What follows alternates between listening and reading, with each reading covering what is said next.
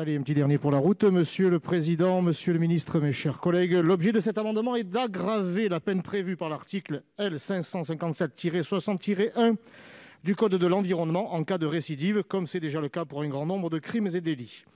Il n'y a pas si longtemps, les feux d'artifice faisaient rêver les enfants et rassemblaient les générations lors de la fête nationale le 14 juillet ou d'événements festifs.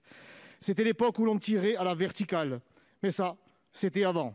Le changement, c'est maintenant. Et le changement, comme en 2012, il est catastrophique.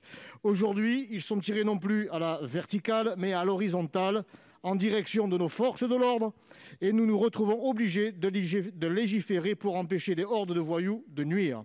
Car aujourd'hui, une simple intervention policière peut entraîner un déversement de projectiles pyrotechniques d'une violence inouïe. Il semble que l'idéologie du vivre ensemble parte en fumée avec cette nouvelle mode des mortiers d'artifice.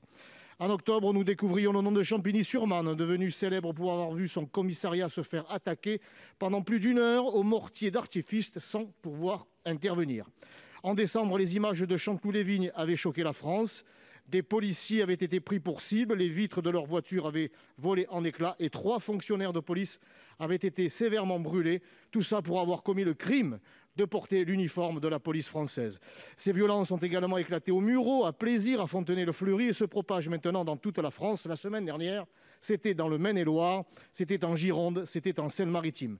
En février, c'était à Poissy qu'une vidéo montrait des jeunes canarder les policiers au cri de « tuez-les ». L'objectif de l'amendement que je vous présente est ainsi de donner les armes à la justice, d'endiguer un phénomène d'ensauvagement notoire en réprimant plus fortement la récidive. Hier, les voyous attaquaient nos policiers en leur jetant des pierres. Aujourd'hui, ce sont des feux d'artifice. Quelle sera la prochaine étape ? À Marseille, on en est déjà à la Kalachnikov en plein jour dans certaines cités.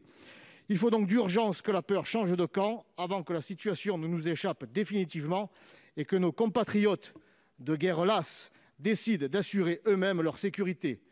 Alors, à la violence des racailles, répondons par l'intransigeance pénale.